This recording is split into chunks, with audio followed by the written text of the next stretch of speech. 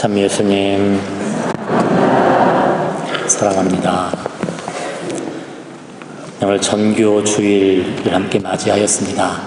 오늘 마태복음에서 예수님께서 승천하기에 앞서 제자들에게 사명을 부여하십니다. 하늘과 땅의 모든 권한을 받은 예수님께서 그 권한으로 우리에게 모든 민족들을 당신의 제자로 삼아 세례를 주고 이 모든 걸 가르쳐 지키게 하여라라는 그 말씀 말입니다. 몇 년 전 우리나라의 천주교 신자 인구가 500만 명을 넘어섰습니다. 우리 5천만 인구의 10%입니다. 옛날에 비하면 참 많은 가톨릭 신도들이 늘어난 건 사실입니다. 우리가 전교주의를 갖고 이 선교에 대한 이 사명을 다시 확인하는 것은 어떤 의미가 되겠습니까? 단지 우리의 숫자를 늘리기 위함은 아닐 겁니다. 선교한다는 것, 전교한다는 것은 단지 우리들의 어떤 새를 불려서 몸집을 불리기 위한 그런 의미가 결코 아닐 것입니다.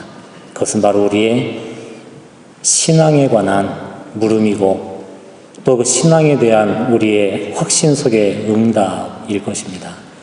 이 전교주의를 준비하면서 저의 신앙을 어린 시절부터의 나의 믿음을 다시 한번 되돌아볼 기회가 있었습니다.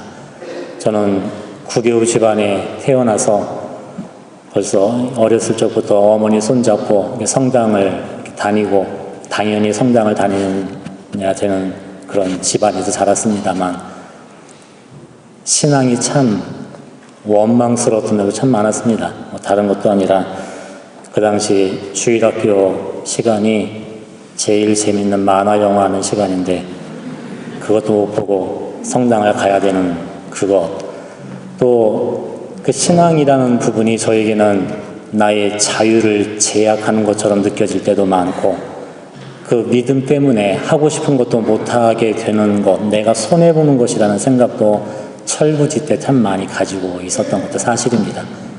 열심히 기도하시는 어머니의 모습을 바라보면서 속으로는 기도하면 뭐하나 라고 이렇게 비아냥거렸었던 마음도 없지 않아 있었습니다. 그러다가 몇 년 전에 저희 어머니께서 이 세상을 떠나시던 날 저에게 마지막 남기셨던 말씀 가운데 하나가 이 말씀이었습니다. 요셉 사제 미안해. 엄마가 요셉 사제한테 좋은 걸 많이 못 줬어 라고 하시더라고요. 80평생을 정리하고 떠나시기 전에 당신의 일생을 돌아보았을 때 참 아쉬움도 많으셨을 겁니다.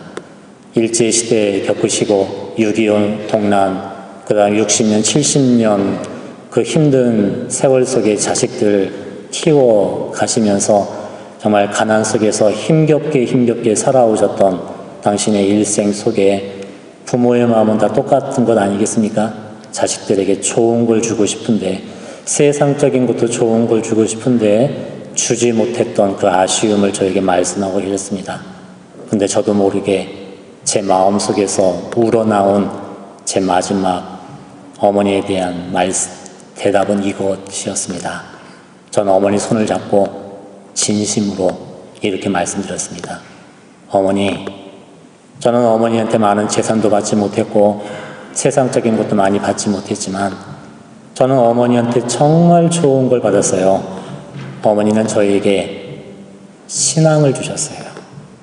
어머니는 저에게 하느님을 가르쳐 주셨고 제가 어머니를 통해 하느님을 알게 되었고 그래서 제가 이 사제직을 살아가고 있어요. 저는 지금 이 세상 어느 누구보다도 정말 기쁘고 행복한 삶을 살고 있어요. 어머니는 저에게 가장 좋은 선물을 주신 거예요 라고 말씀을 드렸습니다. 그 고백을 통해 제가 깨달았던 것이 있었습니다. 이 신앙이 나에게 생명이었구나 라는 건 말입니다. 그 신앙을, 그 물려받은 그 신앙이 어머니께서 힘겹게 어려운 삶을 살아가면서도 이 세상의 고통과 어려움 속에서도 이 모든 것을 이겨나갈 수 있었던 그 힘의 바탕이 어머니도 물려받은 그 신앙이었고, 그 신앙을 저에게도 물려주셨던 그런 부분이었던 겁니다. 선교한다는 것, 그것은 어떤 의미가 되겠습니까? 내가 받은 생명을 전해주는 것입니다. 선교는 단지 어떤 이론적인 것이거나 어떤 사람들의 숫자를 불리기 위한 그런 노력이 아니라, 선교는 바로 그 생명을 전해주는 것입니다. 오늘 사도 바울께서는 우리에게 이렇게 말씀해 주십니다. 믿음은 들음에서 오고 들음은 그리스도의 말씀으로 이루어집니다. 그렇습니다. 우리가 갖고 있는 신앙은 누군가에게 예수 그리스도의 말씀을 전해주었기 때문에, 내가 그걸 들었기 때문에 그 들음으로 내 안에 자라나고 성장한 것이었습니다.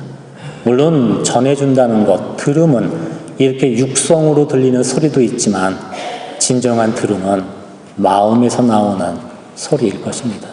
물론 저희 모친께서 저에게 신앙을 가르쳐 주셨던 그런 음성의 들음도 있었지만, 어머니께서 힘들고 어려웠던 이 세상살이 속에서도 하느님을 바라보며 기도하셨던 그 마음의 소리를 이 자식은 나도 모르는 사이에 듣고 있었던 것입니다. 그리고 그 들음이 저에게도 마찬가지로 많은 어려움과 시련의 순간에 내 마음속에 살아 저에게 다시 울려 나오게 되는 것이고, 우리는 그 들음을 통해 하느님이 어떠한 분이신지를 알고 살아가게 되는 것입니다. 그 들음은 어디서부터 시작되었겠습니까?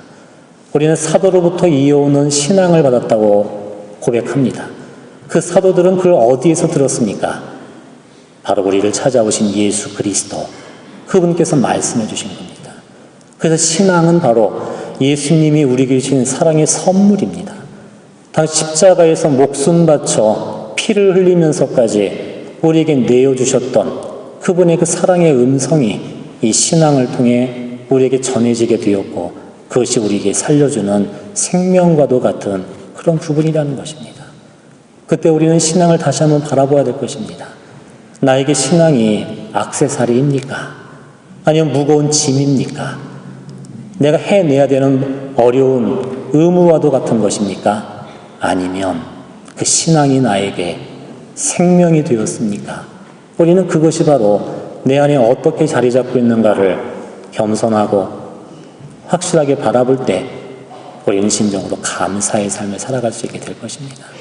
그 감사의 삶을 통해 많은 이들이 신앙인들의 그 모습을 통해 또 그리스도의 말씀을 듣고 또 이 길을 함께 걷고자 할 것입니다.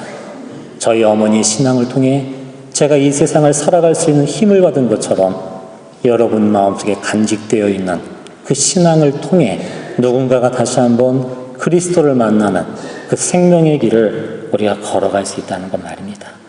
그래서 예수님께서 우리에게 주신 아버지와 아들과 성령의 이름으로 세례를 주고 내가 너희에게 명령한 모든 것을 가르쳐 지키게 하여라 라는 이 말씀은 어떤 무거운 짐을 부과하시는 것이 아니라 그 뒤에 따라오는 당신의 약속을 위한 것입니다. 보라, 내가 세상 끝날까지 언제나 너희와 함께 있겠다. 이것이 우리 신앙의 비밀인 것입니다.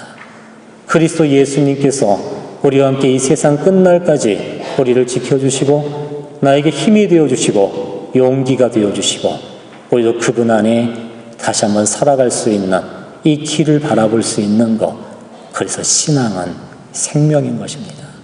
지금까지 우리는 내 육신의 목숨을 지키기 위해 몸부림을 치고 살았지만 신앙은 우리에게 썩어 없어질 목숨이 아닌 영원한 생명을 가져다 줍니다. 그 영원한 생명이란 내가 죽은 다음에 받게 될 생명만을 의미하는 것이 아닌 지금 이 순간에 나에게 주어지는 하느님의 약속이며 생명일 것입니다. 오늘 여러분의 마음을, 우리들의 이 마음을 이 거룩한 제단에 다시 한번 봉헌해 보십시오. 예수님께서 나에게 들려주시는 이 생명의 말씀, 그리고 내 안에 새겨주시는 그리스도의 성체 성사를 우리가 가슴에 품을 때 우리는 듣게 될 것입니다. 그분의 사랑의 음성을, 우리를 향한 약속을, 희망의 말씀을 말입니다. 그때 우리는 다시 한번 예수님께 대한 이 감사와 사랑을 간직할 때 그때 내 마음속에 울려나오는 이 감사와 기쁨이 여러분의 가족들, 자녀들에게 들리게 될 것이고 이 세상에 울리게 될 것입니다. 그때 우리는 다시 한번 죽음에서 살아나 그리스도 예수님 안에 희망하며 또 용서하며 기뻐하며 이 길을 걸어갈 수 있게 될 것입니다. 나에게 이 신앙을 전해주신 부모님과 나에게 신앙을 전해준 우리 소중한 고마운 분들에게 그리고 이 신앙의 시작이셨던 예수 그리스도께 우리 감사를 드립시다. 여러분을 통해 이 생명의 말씀이 여러분 가정과 자녀들과 이 세상에 가득하기를 이 미사를 통해 저도 함께 기도드리겠습니다. 아멘.